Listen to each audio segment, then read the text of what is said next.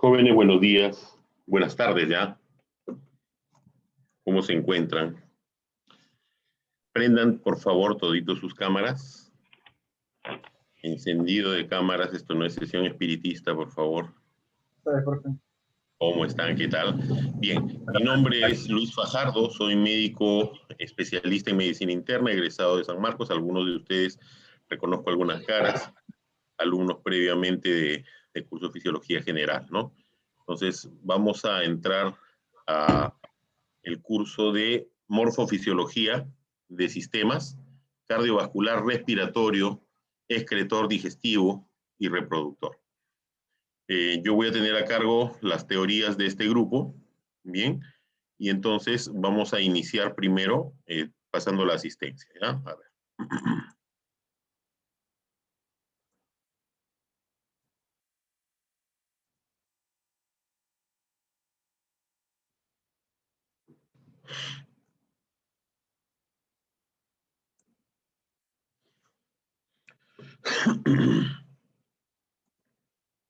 Bien, por favor, los voy a llamar, me contestan para marcar.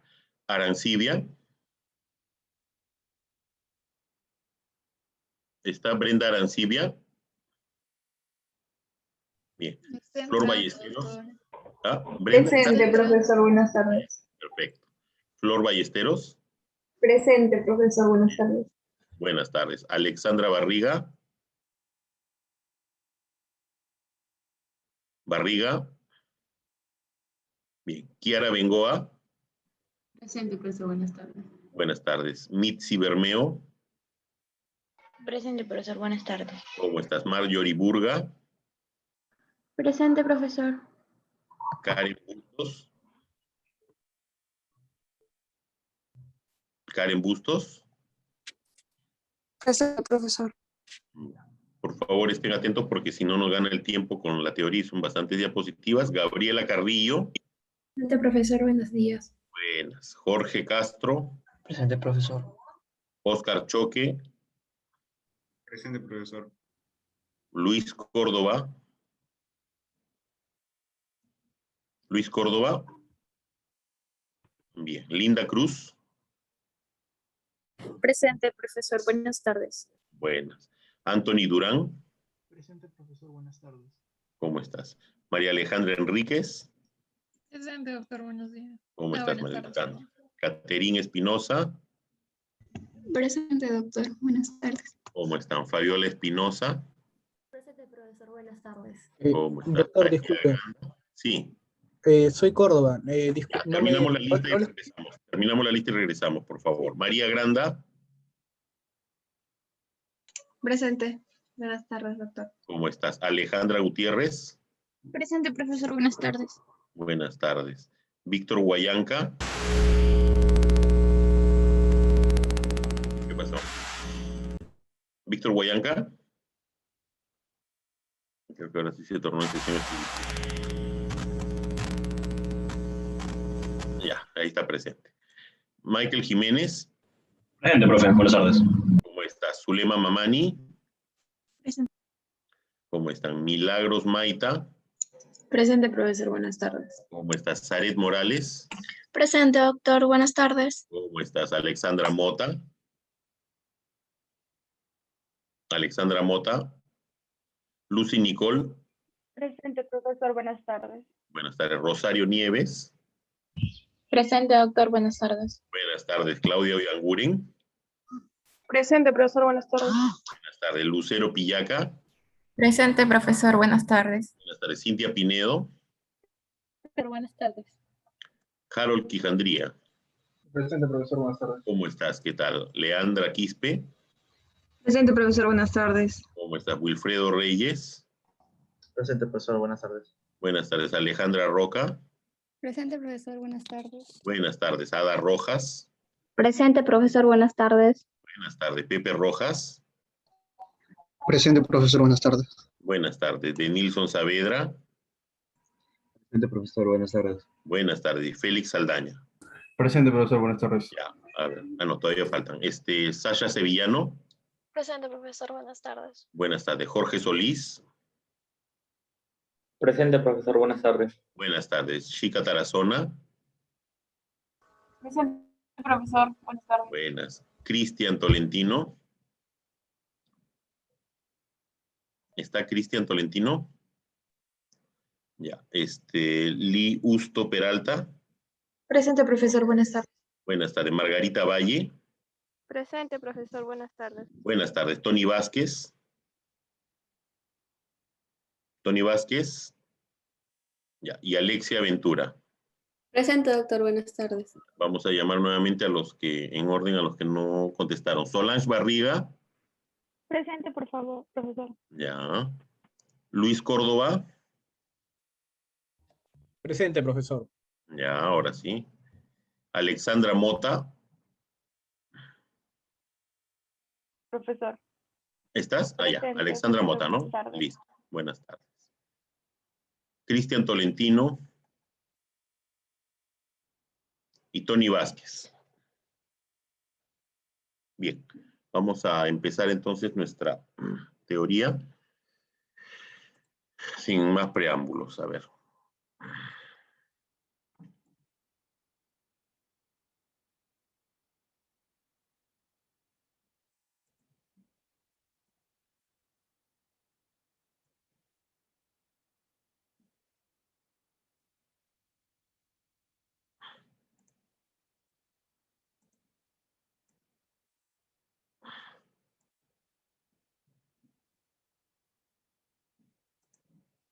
Bien. Se ve mi pantalla ahí, ¿no? Sí, doctor. Perfecto. Vamos a darle presentación para que se vea mejor.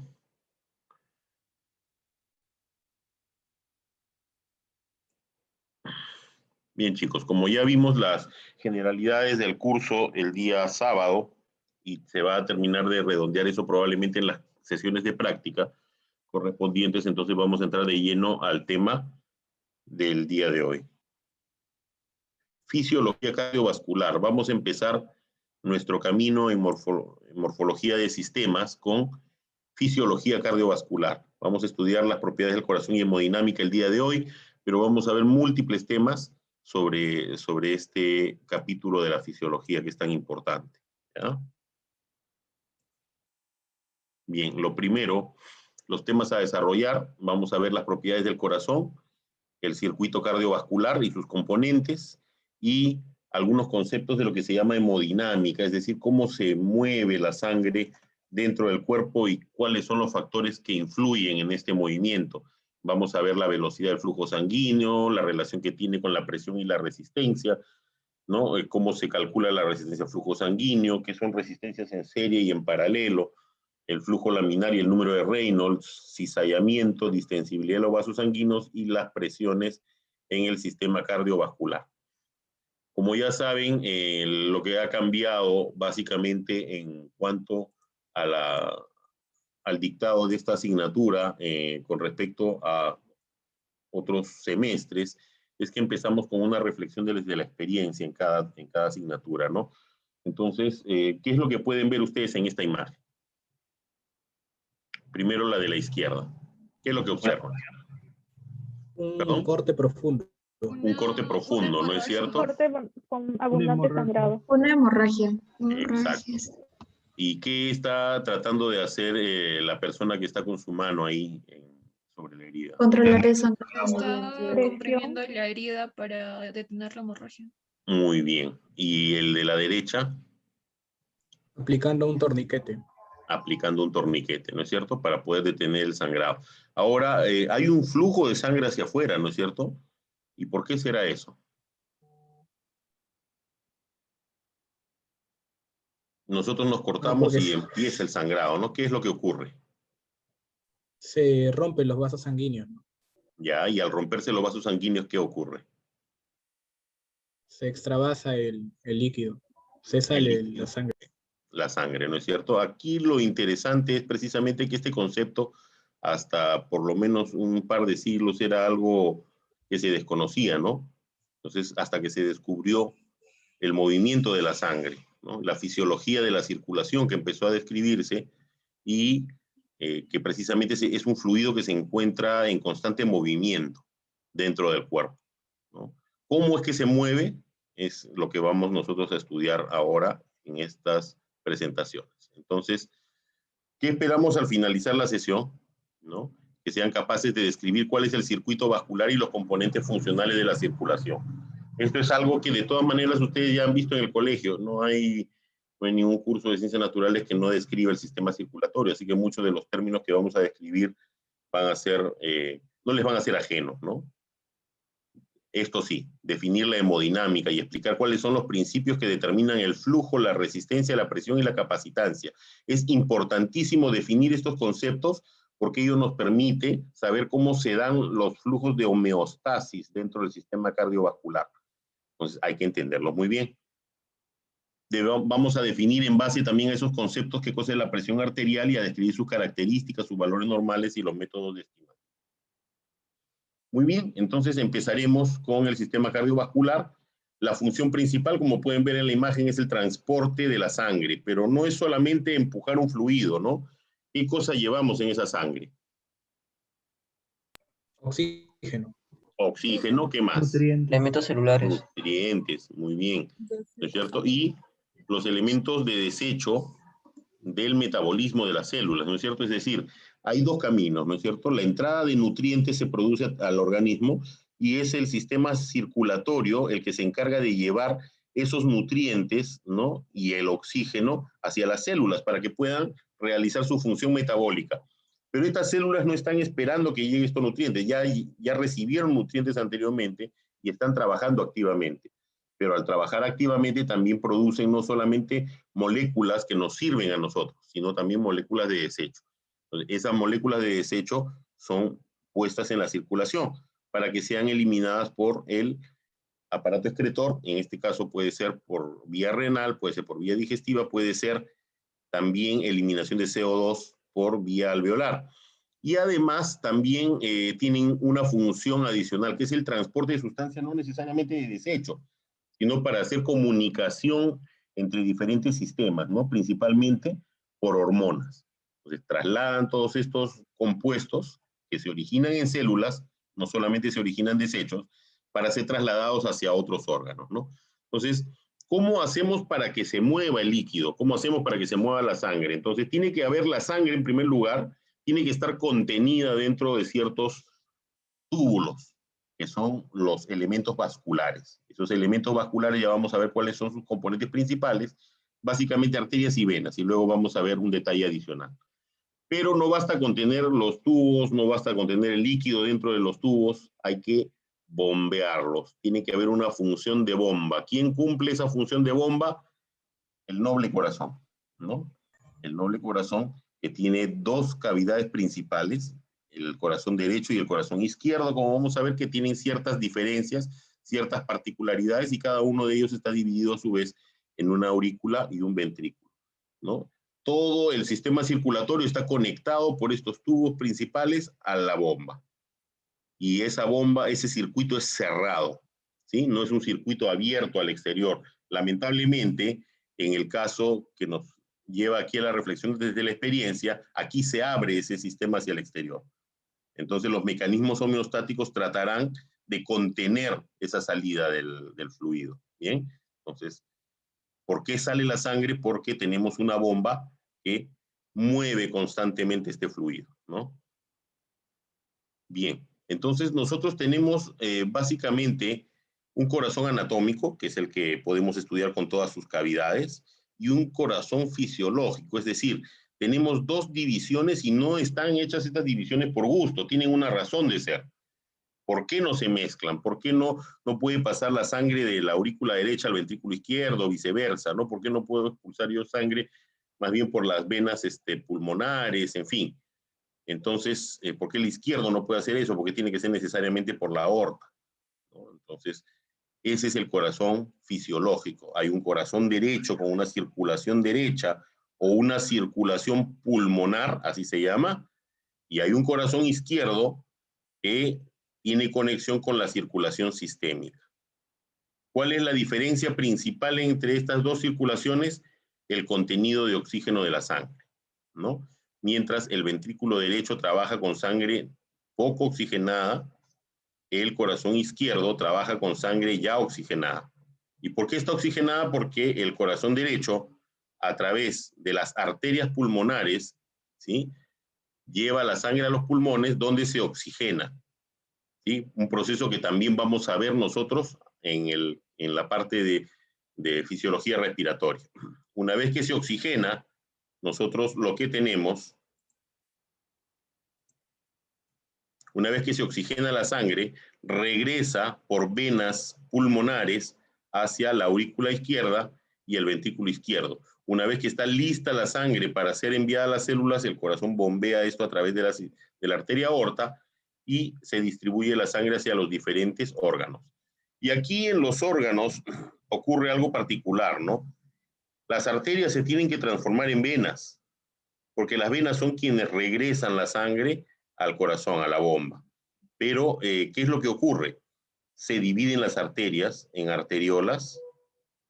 Esas arteriolas se convierten en capilares y los capilares se convierten en vénulas y luego se convierten en venas hasta que forman los principales troncos venosos, que son los que regresan la sangre al corazón para que pueda ser oxigenada. Ya las células extrajeron todo lo que necesitaban de la sangre y tiene que ser recirculada. No podemos darnos el lujo de estar formando cada minuto más sangre, ¿no? Entonces, perdón. Esto es lo que ocurre. Y otra cosa que quiero que vean, que noten, es que esta circulación da ramas para diferentes órganos y se empieza a dar una circulación en serie, ¿no? En serie, tanto para arriba como para abajo, en serie. Entonces, eso también es un concepto importante que vamos a ver ahora.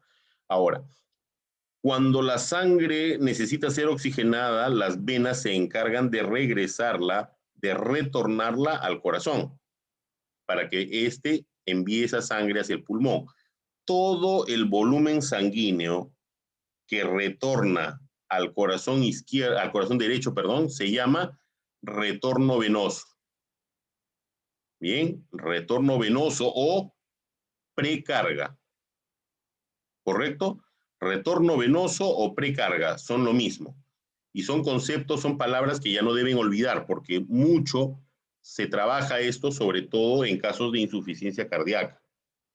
Entonces, el retorno venoso y precarga es lo mismo, ¿ya?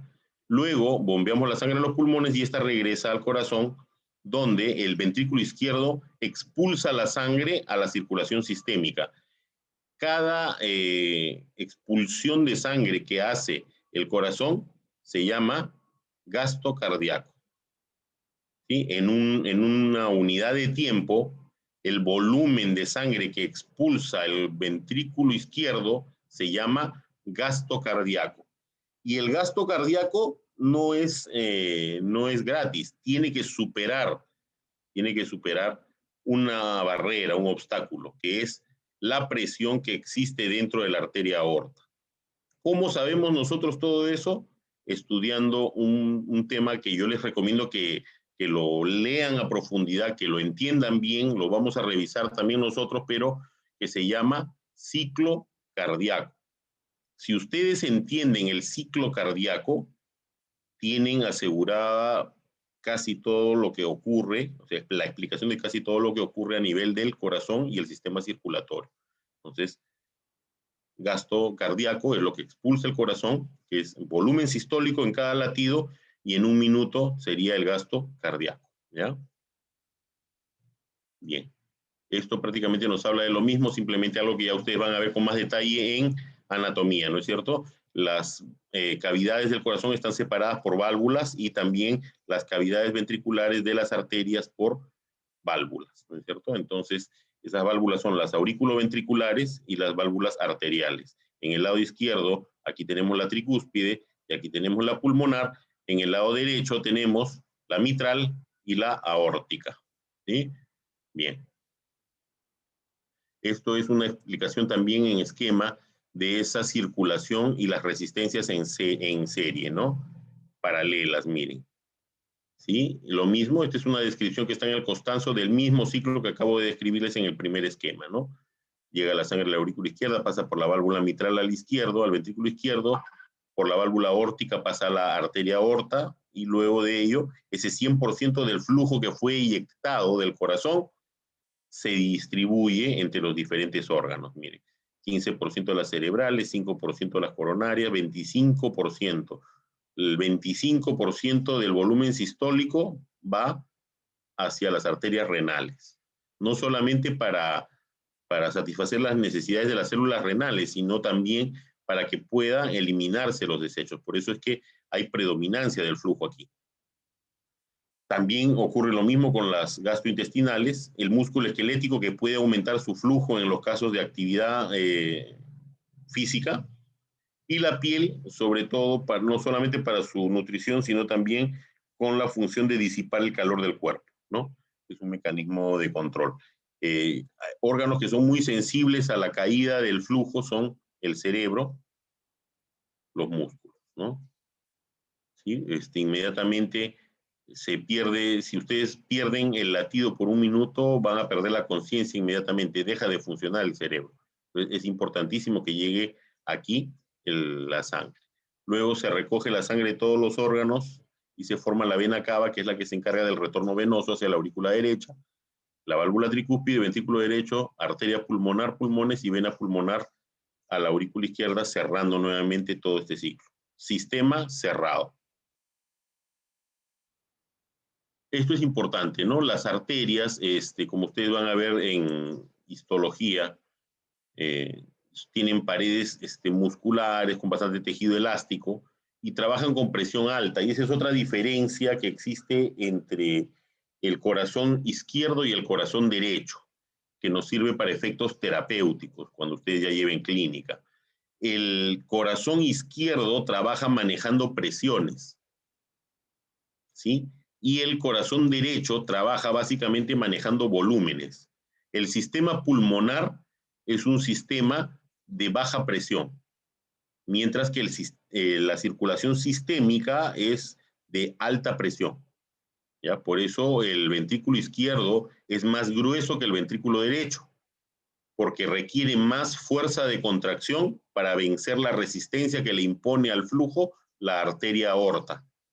Mientras que las venas no tienen mucha pared muscular y entonces básicamente de lo que se trata es de que retornen la sangre hacia el corazón para que pueda ser derivada a los pulmones. Entonces es un sistema que se maneja por volúmenes. Y las paredes del ventrículo derecho, bueno, aquí miren, el grosor del ventrículo derecho como está en este esquema es menor que el ventrículo izquierdo.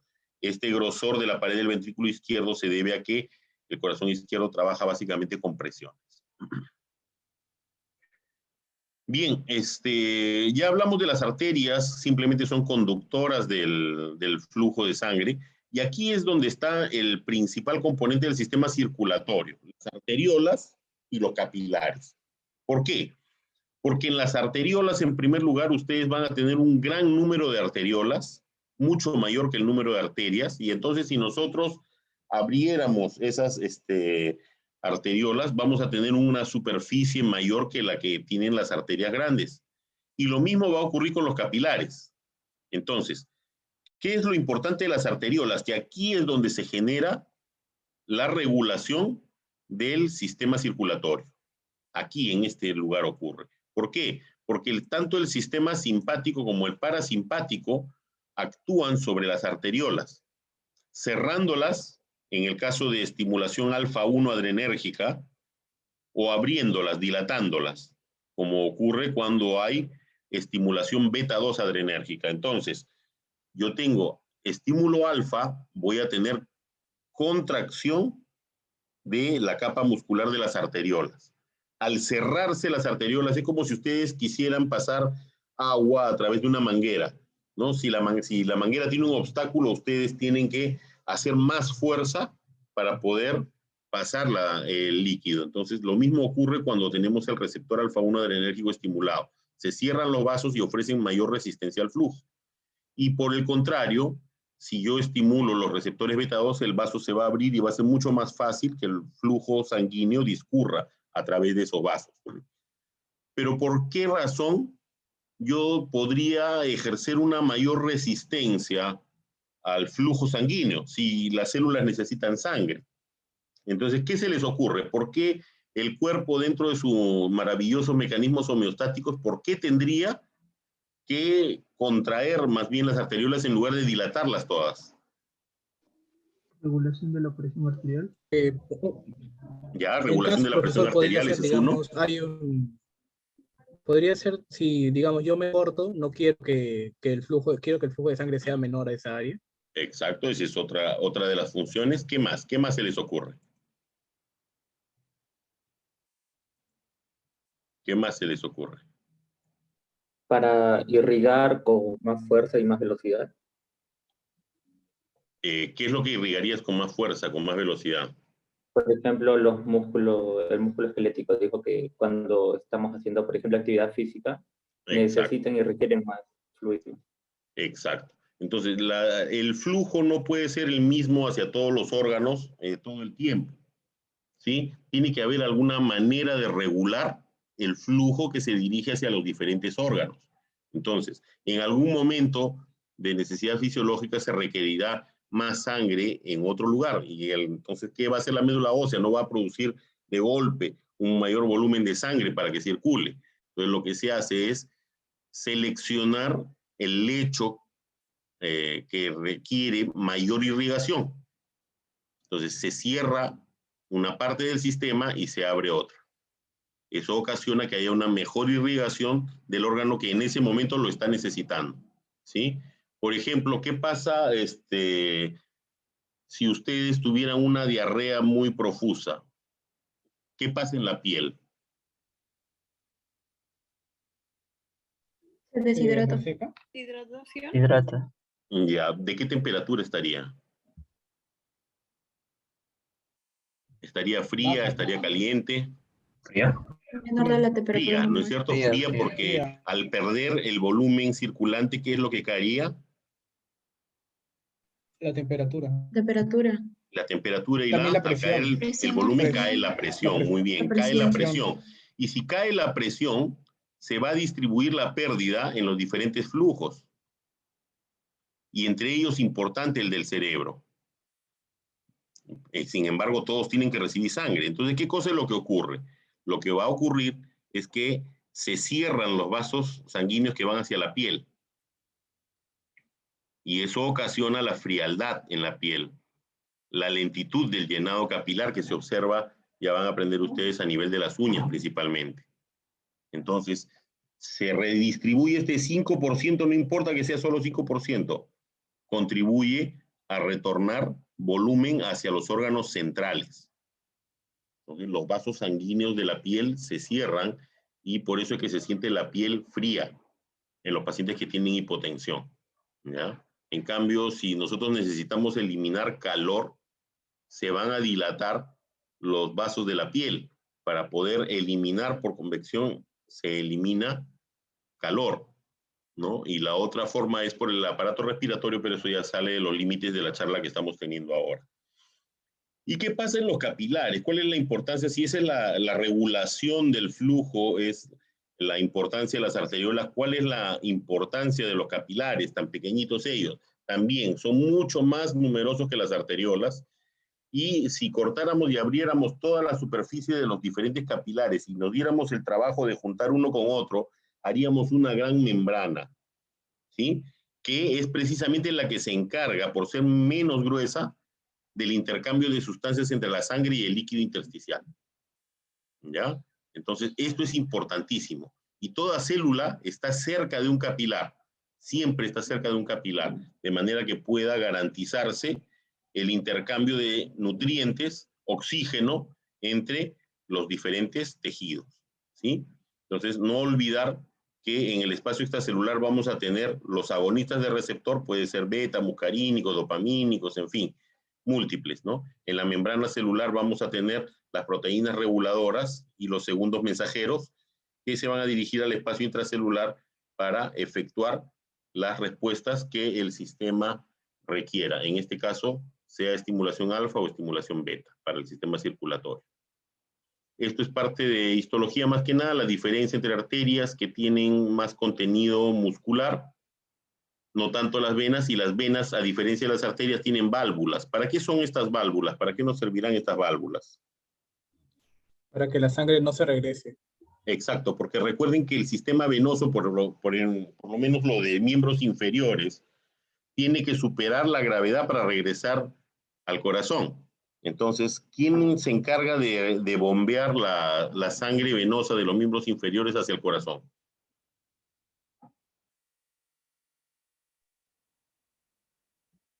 ¿Quién se encargaría de esa función? No tenemos un corazón en los pies, ¿no? ¿Qué es lo que tenemos? El músculo esquelético. Los músculos. Exacto, el músculo esquelético se encarga de comprimir las venas y regresar la sangre hacia el corazón. Y para que no retorne hacia abajo están estas válvulas que son unidireccionales. Todo esto me garantiza que el flujo, 1, es constante y 2, es unidireccional. No tendría por qué regresarse. Cuando hay enfermedad de estas válvulas, la sangre se regresa, las piernas se hinchan y eso se llama insuficiencia venosa. Lo que nosotros después conoceremos en la dilatación de estas venas como varices. ¿Ya? Bien, esto es lo mismo. La distribución en porcentaje de la sangre ya por los diferentes tipos de vasos. Miren, en la circulación pulmonar, en cada latido hay un 9% de la sangre, 7% queda dentro del corazón. En los vasos sistémicos, en las arterias, 13%, arteriolas y capilares, 7%, ¿no? Básicamente, de esa manera se distribuye la sangre. Entonces, ya que conocemos cuál es el aparato circulatorio, cómo se conecta, es un sistema cerrado, la bomba, los conductos y el fluido, tenemos que saber cuáles son las propiedades que dictan el movimiento del fluido. Y entonces vamos a tener lo siguiente. Perdón.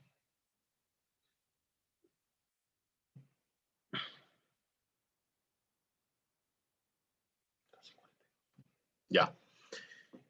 Esto ya lo vimos. Los factores vasodilatadores o vasoconstrictores van a actuar aquí, en las arteriolas. Aquí es donde se produce la regulación del flujo sanguíneo, ¿sí? Y en los capilares se produce el intercambio, ¿sí? Entonces, esto es importantísimo que lo recuerden. Pero existen estos conceptos que podemos ver aquí nombrados, ¿no? El flujo, presión, resistencia y capacitancia. Entonces, el flujo sanguíneo es fácil de reconocer, es el componente líquido, ¿no? y celular de la sangre que discurre a través de los conductos. ¿Quién genera la presión dentro del sistema circulatorio? La genera la bomba. La bomba es la encargada de generar presiones para poder superar y hacer circular, superar las resistencias y circular la sangre. ¿Qué es la resistencia? Es la propiedad que se encarga de tratar de oponerse al flujo sanguíneo. Son propiedades físicas que vamos a ver ahora que tienen varias características. ¿De qué depende? Son diferentes factores sobre los cuales nosotros inclusive podemos intervenir. Y la capacitancia básicamente es la cantidad de sangre que puede caber dentro de un vaso sanguíneo y cómo se adaptan los sistemas circulatorios para poder recibir este flujo. Miren, los capilares son los que tienen mayor área, ¿no? Mayor área y mayor volumen sanguíneo, ¿sí? Este es el área de sección transversal. Si yo junto todos los capilares, voy a tener un área de sección transversal mucho mayor que el resto de vasos. ¿Por qué? Porque como se realiza el intercambio de nutrientes aquí, esta debe ser el área mayor. Ahora, miren este tema que es muy interesante de la velocidad del flujo sanguíneo. ¿Cómo sé yo cuáles son los determinantes de la velocidad del flujo sanguíneo? La velocidad va a depender, ¿sí?, del flujo de sangre que está corriendo por un vaso sanguíneo y del área de sección transversal del vaso, ¿sí? Entonces, dense cuenta que en esta ecuación nosotros podemos hacer una deducción muy simple, ¿no? Vamos a ponerlo de esta manera, a ver. Más vertical, así. Perdón. La velocidad del flujo sanguíneo va a ser igual al flujo sanguíneo que discurre por ese vaso, es decir, es el ritmo de desplazamiento de la sangre por unidad de tiempo, dividido entre el área de la sección transversal, ¿sí? Entonces, pregunta, ¿cómo es que variaría la velocidad del flujo sanguíneo de acuerdo al área de la sección transversal de los vasos? A mayor diámetro, menor velocidad de flujo. Inversamente proporcional, ¿no? Exacto, es inversamente proporcional. Por eso lo he puesto así un poquito más vertical, ¿no? Es inversamente proporcional, mientras que en relación al flujo, a la variación del flujo que puede haber dentro de un vaso sanguíneo, la velocidad va a variar directamente proporcional. A mayor flujo, mayor velocidad; a mayor área, menor velocidad. Y viceversa, ¿no? A menor flujo, menor velocidad, y a menor área, mayor velocidad. Entonces, esto es la resistencia. Esto tiene que ver también con la resistencia que opone el vaso sanguíneo al flujo sanguíneo. Eso lo vamos a ver en las siguientes diapositivas, ¿ya? Entonces, de aquí nosotros podemos deducir algo. Yo puedo variar el área de sección transversal de un vaso. Sí. ¿De qué manera? Mediante los receptores. Mediante los Muy ligandos. bien, sería, Mediante los ligandos. exacto, mediante agonistas o antagonistas de los receptores alfa y beta. Si yo quiero disminuir el área de sección transversal, ¿qué debería hacer?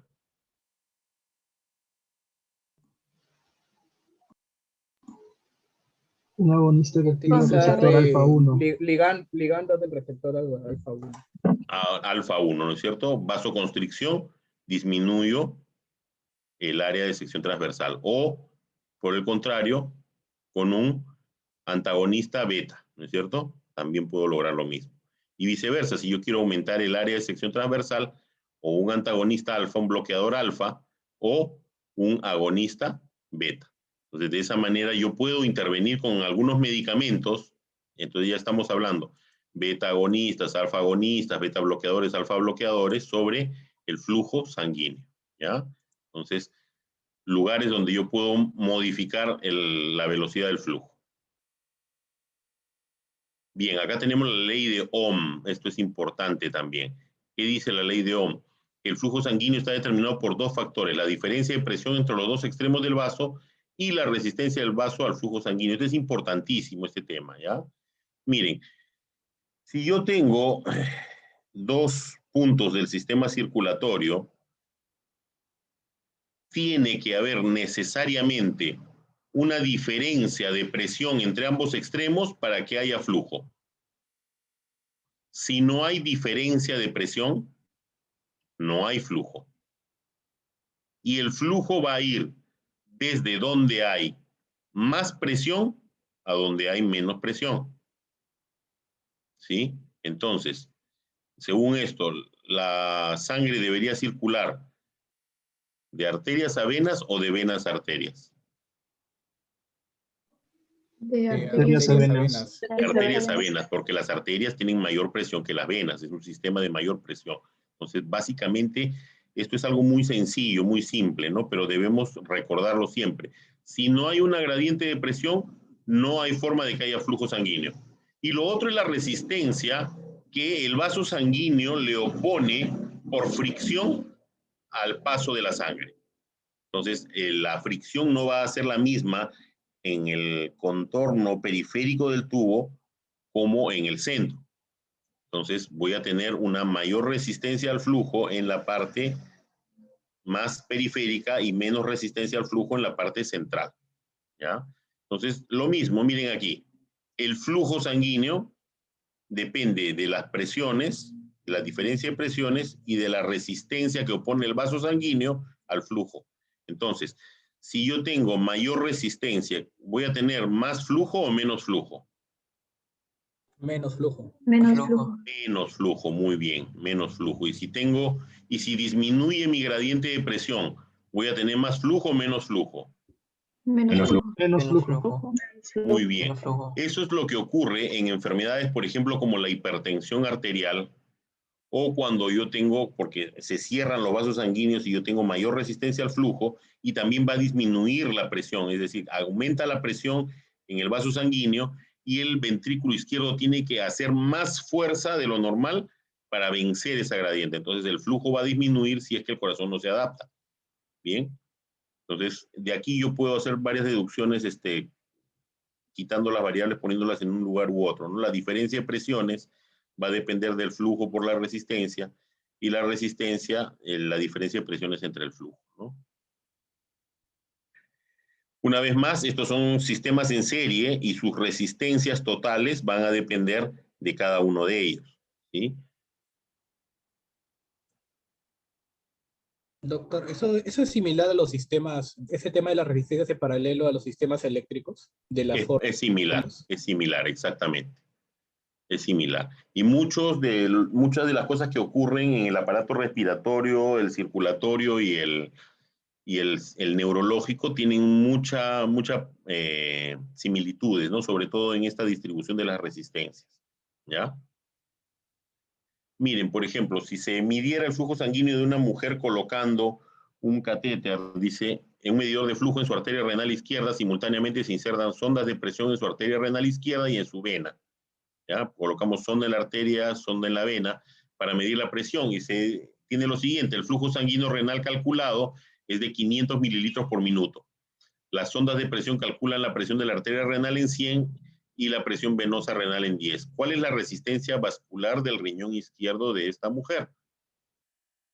Entonces nos acordamos, despejando en la fórmula que habíamos visto anteriormente del flujo, acá el flujo debería ir aquí y la resistencia va abajo, ¿no es cierto? Entonces, como no tengo este dato, pongo la resistencia aquí y la intercambio con el flujo, ¿no? Cuestiones matemáticas simples.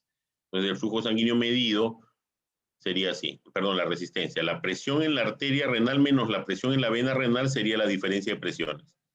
Y lo dividimos sobre el flujo sanguíneo renal. 100 menos 10, 90, entre 500 mililitros por minuto, sería 0,18 milímetros de mercurio por mililitro por minuto. Esta es la resistencia de ese vaso sanguíneo que he tenido que calcular. Bien, ahora los vasos sanguíneos y la sangre constituyen una estructura que se resiste normalmente al flujo sanguíneo. Entonces, ¿qué cosa es lo que ocurre? Por eso también existe la bomba, ¿no? Miren, el flujo y la resistencia, ¿sí? Aquí yo tengo una diferencia de presiones entre el punto P1 y P2. Dado que la flecha está señalando hacia la derecha, tengo que deducir que la presión en el lado 1 es mayor que la presión en el lado 2. Ahora, miren de qué depende la resistencia también. Y esto es algo lógico, no es nada difícil de recordar, miren. La resistencia va a depender de la viscosidad de la sangre, que es esta N de aquí, la longitud del vaso sanguíneo y una constante que es la cuarta potencia del radio del vaso sanguíneo. Entonces, dense cuenta que yo con poca variación del radio de un vaso sanguíneo puedo elevar la resistencia grandemente o disminuirla de la misma forma. Entonces, todo lo que influya sobre el diámetro del vaso sanguíneo va a influir sobre la resistencia.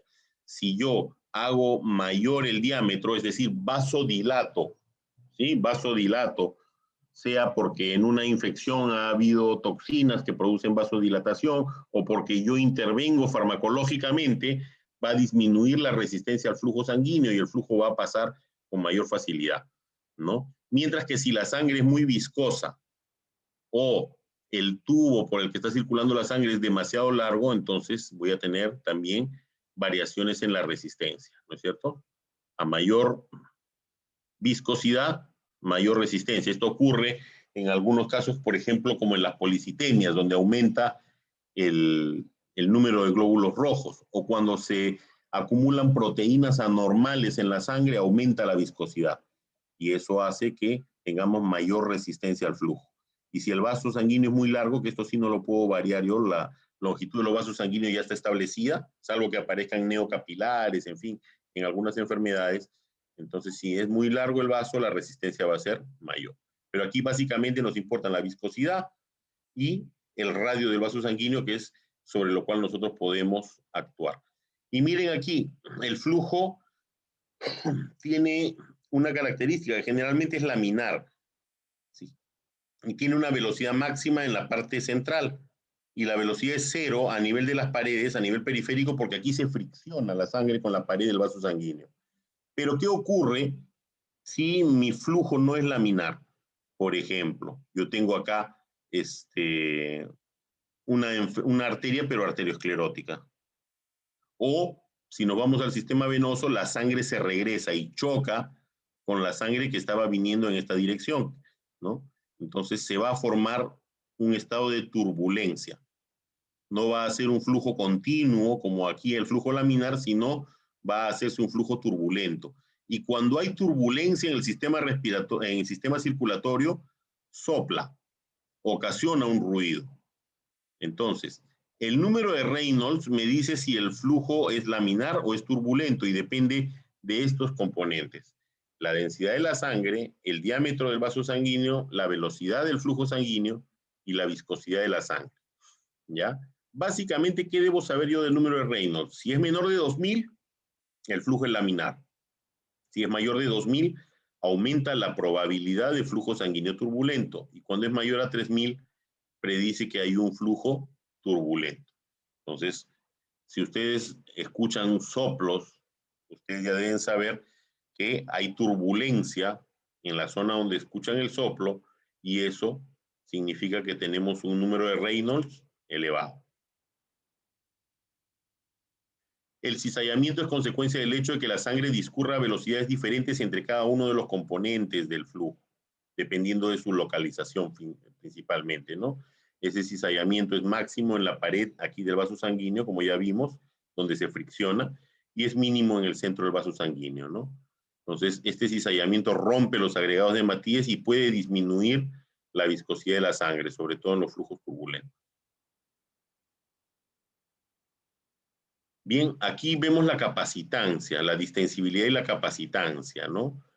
Va a depender, entre otras cosas, del volumen de sangre que el vaso puede almacenar, ¿sí?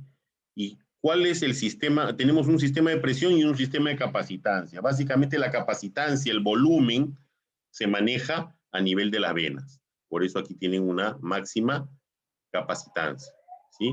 Baja en las arterias y mínima, sobre todo cuando hay degeneración arterial, ¿no? Cuando pierde la capacidad elástica la arteria. Entonces, la capacitancia o distensibilidad va a depender del volumen y la presión que hay dentro del sistema, ¿sí? Como hay menos presión en el sistema venoso, es inversamente proporcional, van a tener una mayor capacitancia, ¿sí? Tenemos cuáles son las presiones en el sistema cardiovascular, porque sin estas diferencias de presiones no se mueve la sangre. Entonces la aorta tiene una presión media de 100 milímetros de mercurio, miren, ¿sí? La aurícula derecha de 0 prácticamente a 2. ¿Por qué es importante conocer estas cifras? Estas sí hay que aprenderlas porque esto nos va a servir en el momento en que veamos los diagramas de Wiggers, sobre todo del ciclo cardíaco, para explicar allí cómo se mueven, cómo se abren o se cierran las válvulas, sean las auriculoventriculares, las arteriales, en respuesta a las diferencias de presiones, porque como la sangre circula, el volumen que se expulsa circula, ¿sí? Entonces lo que va a ocurrir es que cuando una cavidad se llena de sangre, la presión aumenta dentro de esa cavidad. Cuando la cavidad se vacía de sangre, en ese momento la presión dentro de esa cavidad disminuye. Y cuando me refiero a cavidad, me refiero a las aurículas, a los ventrículos y a las arterias o venas, sean pulmonares o sistémicas, ¿sí? En este caso, para el corazón serían arterias y venas pulmonares y la arteria aorta. Miren la arteria pulmonar, 15 de presión media, sistólica 25, diastólica 8, mientras que las arterias grandes, la presión que suele ser normal en nosotros, ¿no? Arterias grandes, presión media 100, sistólica 120 y diastólica 80. ¿Cómo se halla la presión arterial media? Son dos conceptos, la presión arterial media y la presión arterial diferencial o presión del pulso. ¿Ya? La presión media se obtiene de sumar la presión sistólica, es decir, cuando se produce la contracción del ventrículo, y le restamos 2 veces el valor de la presión diastólica. Y todo eso lo dividimos entre 3. Entonces, sistólica más 2 veces diastólica entre 3. Y la presión del pulso o presión diferencial simplemente sale de restar la sistólica menos la diastólica. Bien, y ya estamos terminando. La presión arterial, la presión sanguínea se mide en milímetros de mercurio porque los manómetros idealmente que miden bien, de manera más exacta la presión, son aquellos que tienen su columna de mercurio. Entonces, ¿cuánto levanta la presión sobre el vaso sanguíneo del cual estamos midiendo la presión? ¿Cuántos milímetros levanta la columna de mercurio? Eso es lo que medimos, por eso se llama así, milímetros de mercurio, ¿ya? Estas son las curvas de presión. Estas son las curvas de presión, sobre todo tenemos una pequeña incisura aquí que corresponde al cierre de la válvula aórtica, porque en ese momento en que se cierra la válvula aórtica, como ya vamos a ver en el ciclo cardíaco, se regresa la sangre hacia el corazón, pero no puede entrar nuevamente al corazón porque la válvula aórtica está cerrada, ¿sí? Entonces, nosotros tenemos una parte ascendente y una parte descendente con una pequeña incisura que corresponde a esta es una gráfica de presión, al cierre de la válvula aórtica, ¿sí? La presión en el pico es la presión sistólica y la presión más baja es la presión diastólica. Estas son las ondas del pulso. Finalmente, y para terminar ya, las categorías de presión arterial, ¿no? La normal es menos de 120 y menos de 80 la diastólica. A partir de 130 ahora, porque antes se consideraba 140 y 90. Menos de 140 de sistólica era normal, menos de 90 de presión diastólica era normal. Ahora se trata de hablar de este estadio de prehipertensión, ¿no? 130, 139 o nivel 1 de hipertensión arterial y ya elevada por encima de 120, ¿no? Entonces ahora los nuevos parámetros marcan que sea menos de 120 la sistólica y menos de 80 la diastólica, para para prevenir mejor los eventos cardiovasculares principalmente, ¿no?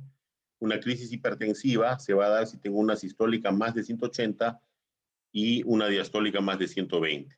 Posteriormente, en su curso de clínica aprenderán que hay una diferencia entre urgencia y emergencia hipertensiva, pero se basa en estas cifras de presión principalmente. Bien, esto ya lo vimos, la diferencia de la presión del pulso es la diferencial.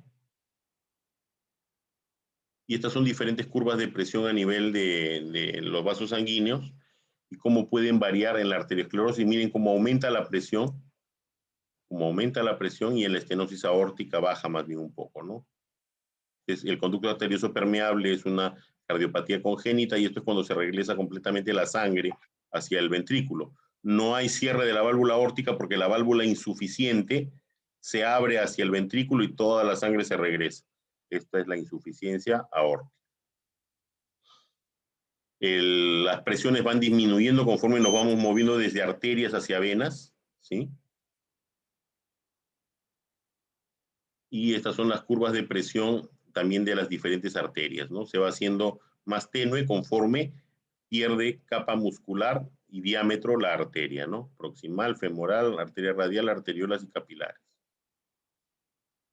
La presión se toma, tiene todo un método, hay que colocar, miren, no hagan nunca lo que las enfermeras muchas veces nos enseñan, que es meter el estetoscopio debajo del mango del tensiómetro. Lo que se hace es colocar el mango del esfigmomanómetro alrededor del brazo con el globo, el bladder que se va a inflar, colocado en la parte interna del brazo, por donde pasa la arteria humeral, ¿ya? Por donde pasa la arteria humeral, porque ahí es donde necesitamos hacer presión. Ese es el vaso sobre el cual vamos a medir la presión. Y esa misma arteria llega hasta la flexura del codo, más o menos a la mitad, un poco hacia adentro. Allí se coloca el estetoscopio. Esta es la forma correcta de tomar la presión y obviamente la persona tiene que estar tranquila, no haber hecho actividad física, en fin, estar en un ambiente ideal para poder tener una presión más exacta. Se insufla y luego vamos a tener una serie de ruidos que incluyen, primero, cuando cerramos, cuando elevamos la presión dentro de este manguito, cerramos el vaso sanguíneo. Y una vez que se abre, significa que la presión en la arteria es mayor que la presión que ejerce el esfigmomanómetro. En ese momento vamos a escuchar un primer ruido, un soplo, ¿sí? Ese soplo es el primer ruido de Korotkov y que marca el inicio de la presión sistólica. Una vez que el ruido desaparece, entonces marcaremos la presión diastólica, ¿ya? Bien, chicos, y bueno, resolviendo el caso clínico, efectivamente se tiene que hacer presión, como ustedes han visto, tiene que hacer presión sobre el vaso sanguíneo para disminuir el flujo, ¿no? De alguna manera, ¿qué es lo que estamos haciendo? Cerrar el vaso sanguíneo, ¿no? No con fármacos ni actuando sobre receptores, pero sí comprimiendo el vaso sanguíneo para poder detener la hemorragia, porque si nosotros no volvemos a cerrar el circuito, entonces vamos a tener pérdida sanguínea irreversible. Ahora, ¿cómo terminamos de cerrar el circuito que se abrió ahí? Para eso ya actúan los sistemas de coagulación, ¿no? Que se encargan de taponar la apertura que ha habido del sistema circulatorio hacia el exterior. ¿Ya? La primera respuesta, como ya bien lo habían mencionado ustedes, es la liberación de mediadores vasoconstrictores por parte de las plaquetas que actúan a nivel de los vasos sanguíneos, cerrando, disminuyendo su diámetro, para que se pueda minimizar la pérdida sanguínea. ¿Ya? Y luego el resto de factores hemostáticos terminan de cerrar la brecha y otra vez el flujo continúa normalmente, sin desviarse hacia el exterior. Muy bien, chicos. ¿Tienen alguna consulta antes de terminar nuestra sesión? Doctor, Sí, María Alejandra. ¿los PPTs los subió al aula virtual?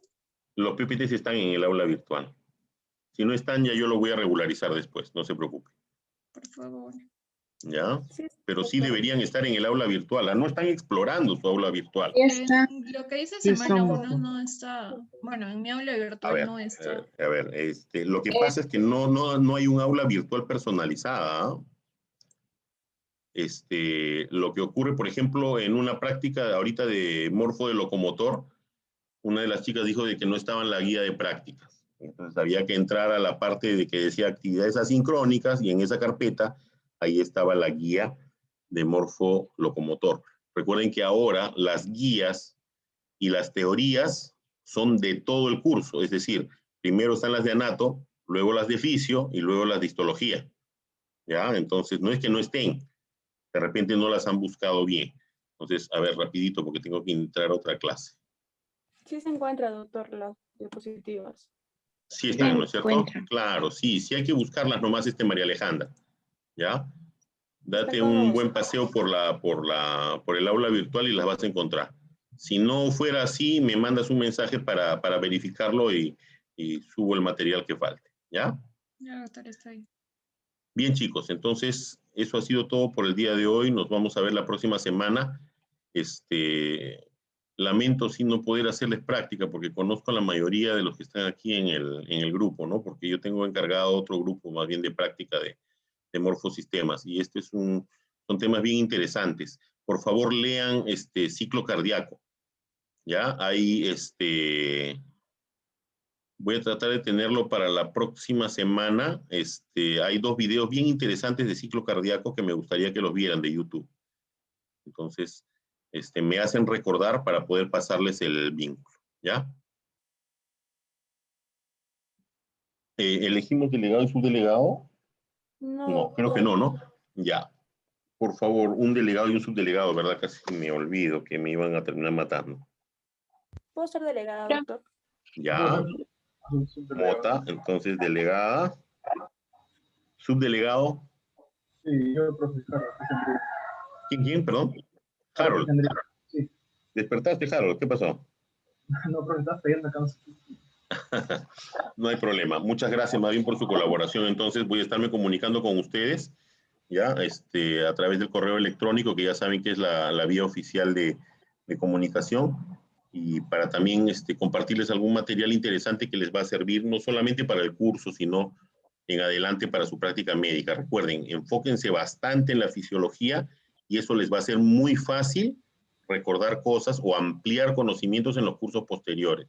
Por ejemplo, si identificamos lo que hemos visto ahora, ¿no? Ya sabemos que tenemos que utilizar de repente agonistas o antagonistas, alfa o beta. Bien, pero ahorita no es tema del curso que yo les pregunte cuál es la dosificación, cuáles son las contraindicaciones y todas esas cosas, ¿no? ¿Qué interacciones tiene? No.